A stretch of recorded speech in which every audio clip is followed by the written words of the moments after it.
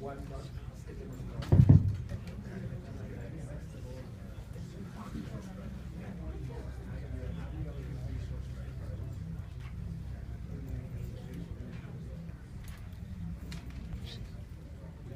mind either closing your laptop or moving one seat down? I've got you just a little bit. Yeah, sure. Thanks a lot.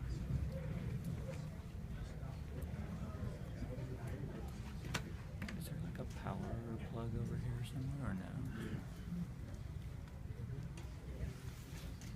One back there. Alright. I think we're good to get started. Hi everyone, my name is Valerie Gofman. I'm a product manager at ShareThrough, which is a tech startup here based in San Francisco. We're the native ad platform. We support technology that runs native ads across the modern internet. So what I'm here to talk about today is really how do you build a new product or an MVP not from scratch. So a lot of times, kind of a theme about lean startup is building from the ground up, but really want to focus on, how do you do that? How do you break out of an existing company that has product market fit? So by a show of hands, how many of you are at a company that has product market fit? Okay, fair number. And out of those, or additionally, anybody here who is actually thinking about innovating and branching out with a new product? Awesome.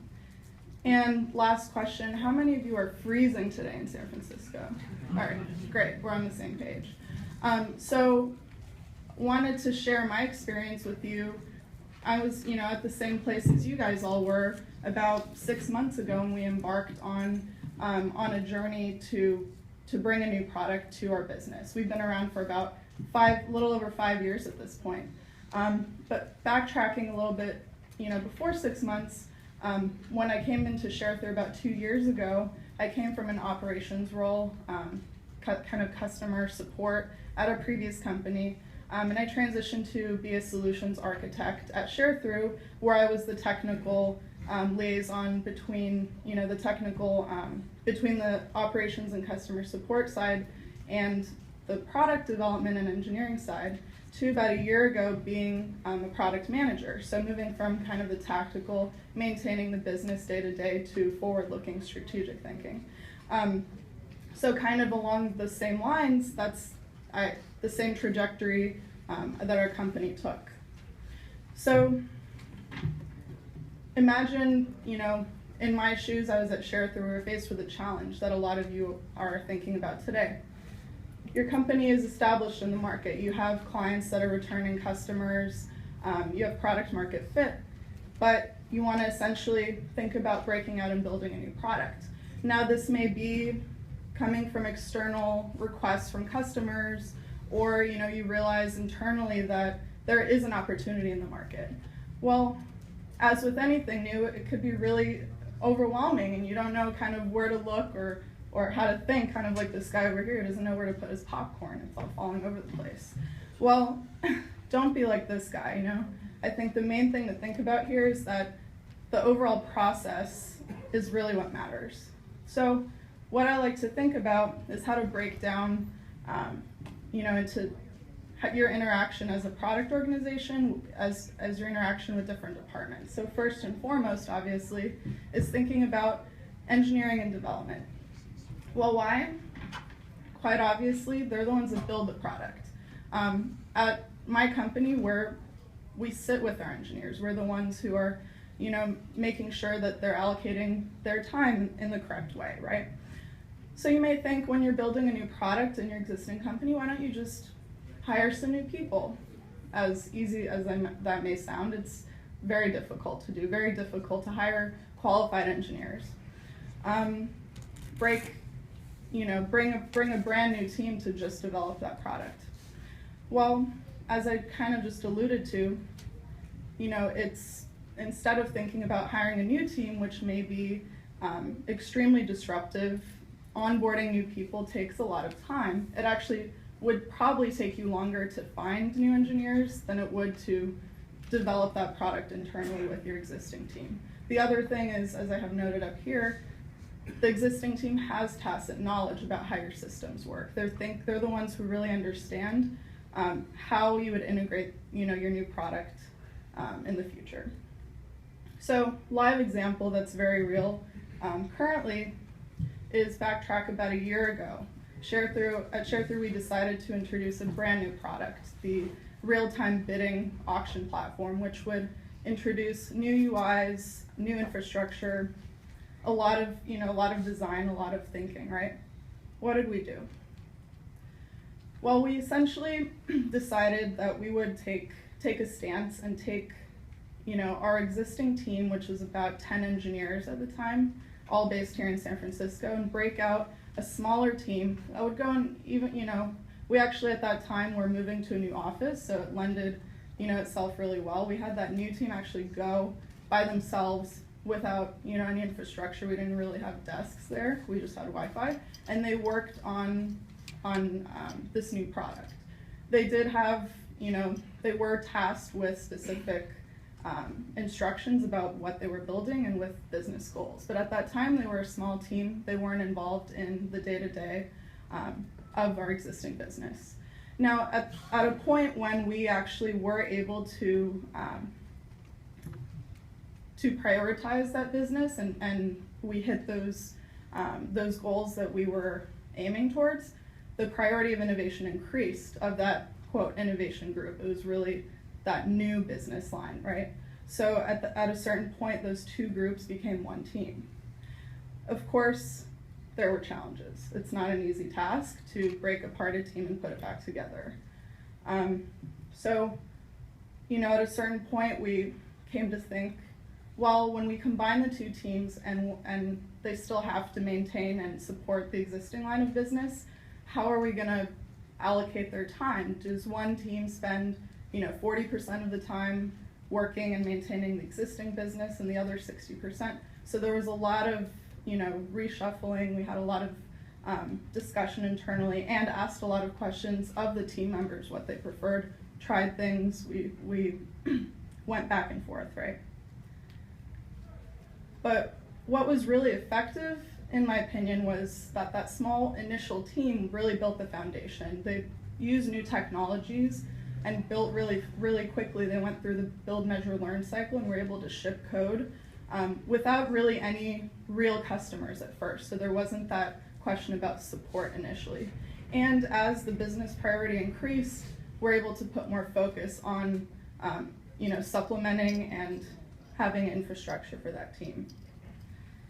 So kind of an overarching theme about all this is that, is that classic 80-20 rule.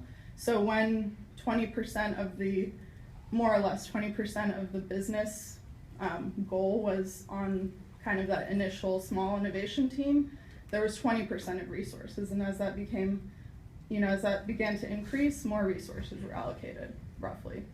But I think what was really important being part of that team and really seeing the dynamics is, respect. Respect for listening to the team members and seeing how they took the new infrastructure and new organization.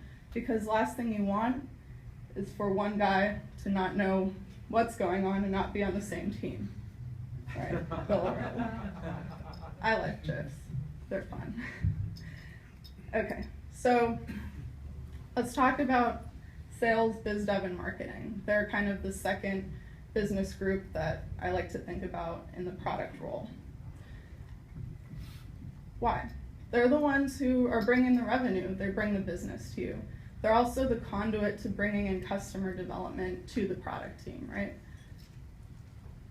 Why not, as the partner with sales and biz dev, the one who's creating those pitch decks with marketing, why don't you just forward sell and pretend that you're going to have something in 6 months, or embellish an existing product, or just say yes to all the customers? Well, as I referred to before, they're really an integral piece in bringing customer development to the product organization. They're the ones who are really in the spotlight, understanding what the competitive landscape looks like, so they can help garner that information. Now, very real example, what I alluded to before, 6 months ago, we decided that there was a perfect opportunity in the market. It was at the right time. We were in a great position, being an established company in the market, to bring on Share-Through for publishers. And what that was essentially a tool for our publisher partners to leverage our technology to run their own business. So this was an internal decision that we came to, that the sales team brought feedback, and as a product and executive team, we made the decision, right? But it was disrupting our new development of our auction system. So if you think about, the perfect timing to break out into the new market, it really wasn't, quote, perfect internally, because we were doing a lot of new development. But I think what really helped in our partnership with sales and biz dev, as they helped us understand and realize what the minimum viable product scope looked like, is that as a development team, we made sure to say that we were going to make the most minimal, lightweight product.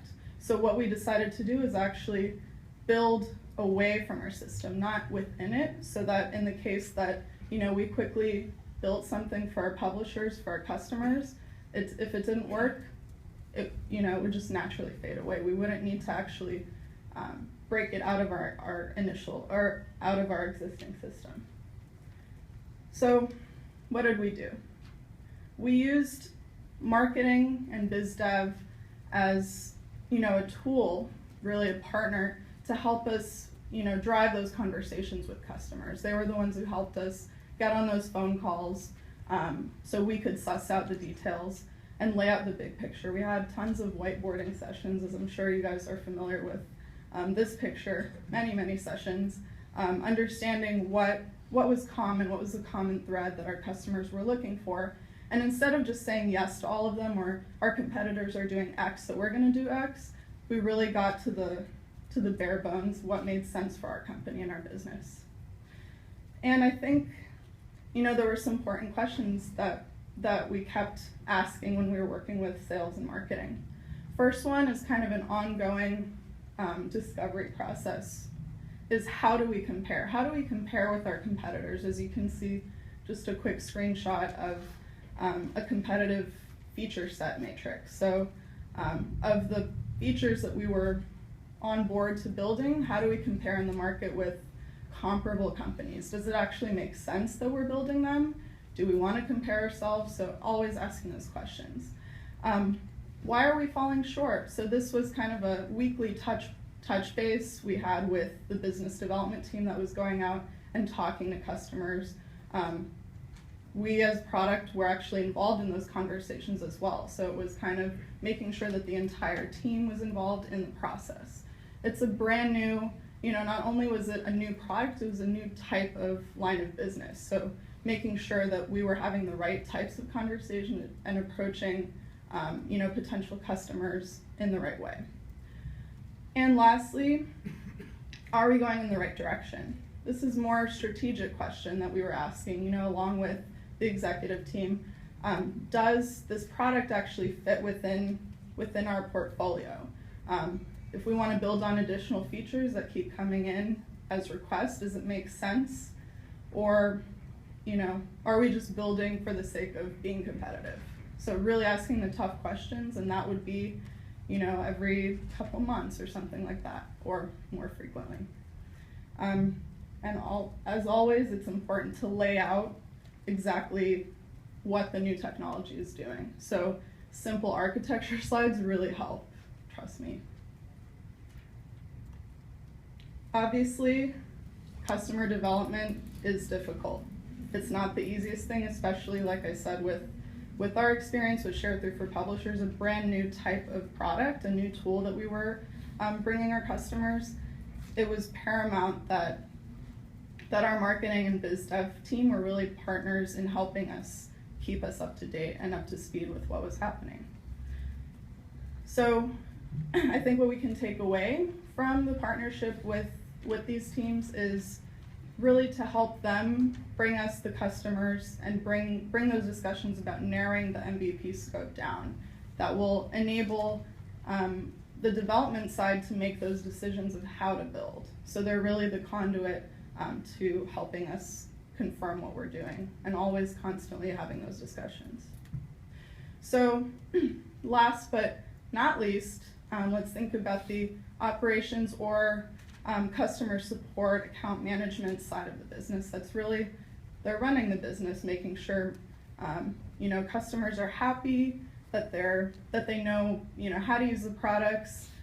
If this is an internal team, they're helping you bring feedback internally, right? So again, Val, why don't you just hire more people to work on this new product, or include a new process or train the existing teams? Well, they're frankly the ones who are getting stuff done. And being in their shoes, like I previously was before Sharethrough, there's a lot of different processes already happening. So you have a lot of logins, you may have a lot of manual workarounds, like a lot of systems happening at once. So really thinking about how that team will respond to these new processes is important. They're the ones who can actually help you get feedback, like I mentioned. And they're the ones who are liaising with the customers and have customers' needs in mind. So it's important to think about not overwhelming, this team with a lot of new process, because you don't want them to be frustrated and you build something and they're just backing their heads into the wall. Like, why did engineering build this? Well, talk to them a lot. That's something that we learned is initially introducing kind of these Wizard of Oz-y manual workarounds. If you don't want to actually completely build out a product, build some process that's maybe half-baked with a little bit of engineering time, and then if that makes sense, bring it back. So they can really be a quick product adopter in your company. But it's also important to make sure that you don't take their feedback as a real customer's feedback. So sussing out and making sure that you understand the difference. Are we done? Fireworks? Well, kind of, but not really. I want to bring kind of this idea of a minimum viable vision. So going back to my, initially I was talking about an existing product market fit and a company that is established in the market. When do you actually decide that you want to break out and innovate? Well, I think,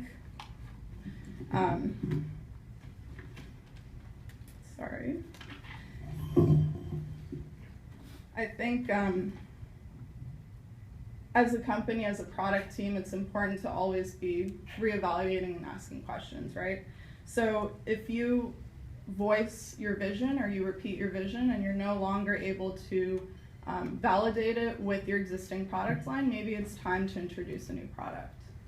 So kind of the same process as the build, measure, learn cycle, as you're probably familiar with MVP, but just reevaluating how products fit into the vision. So really thinking about, if you introduce a new product, does it fit into the overall story of the business? When you demo something to a client, are there, a lot of different logins you have to jump into, or the branding doesn't connect? So there's simple tweaks that you can make across the board to, quickly develop something and then overall create a great experience for the business. And the last point there is very true. Everyone is part of the QA. So on the business side, on the dev side, everyone can bring feedback and decide to make those tweaks. So just some final points here, and I'll wrap up. As you start to think about this in your own company, and you go back and you're thinking, okay, I want to break out and innovate something new, kind of mirroring my own experience as moving from a tactical day-to-day maintain standpoint as a solutions architect to product manager, where I have to think about relationship between different teams. it's very helpful to think about that in an overall company and vision standpoint. So if you want to, get any more granular or detailed experience from me, or, I'd love to hear your guys' feedback as well. My contact info is there, and I might share where I got my GIFs also if you're interested. Thank you.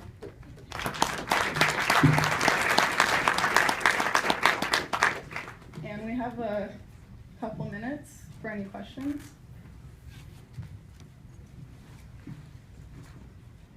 Just raise your hand if you have any questions. Comments? Opinions? How many people were in these teams as you went through? I think part of it was the growth, right? So what was the progress? So like specifically engineering and marketing. I guess So even as just the overall team, it's just that it's yeah, so good question. So let's see, about 2 years ago when I started, it was about 42, 43. Now we're about 90, 95. And includes what? everybody. That includes sales, engineering, product, customer support, finance, like everybody. But our headquarters is here, which in San Francisco, which is kind of the hub of product and operations and marketing, is around 50. Yeah. How large is your actually, we're going to try and do it on the microphone. Sorry. I just had a comment. You had mentioned that you built new products outside of your existing product. You called it building on the outside. And Yep. you mentioned one advantage, which is that it was easy to fold up if it failed. I see a second advantage in that you can set different customer expectations for that product than exist in your existing product. So you can get away with something being more minimal than you would be able to if it was packaged with your existing product. That's true, and that's actually, part of when we were working with these new customers, it actually helped to understand who were we aiming for as our beta customer. Were they existing customers that we wanted them to use, or were they coming from the outside and we were positioning this as a beta product? So yeah, definitely. How many in your team is engineering? Like, what's the ratio of engineering to other operations? So engineering is currently, I want to say, about 11 or 12. If it's where we've just hired a couple more people, and product there's 5 of us, split between different lines of business. 1 UX. Yeah. I just have a comment more than a question here, really to reiterate what you were saying earlier about minimal software development, especially in the B2B type of business. We were really successful in literally marketing out ahead of what we actually had and using a few lines of code to have the technical functionality actually work, but it was all manual effort in the beginning to actually put it all together. And it really focused in on improving some of our riskiest assumptions about market interest and the value proposition we were delivering before we invested any meaningful software development.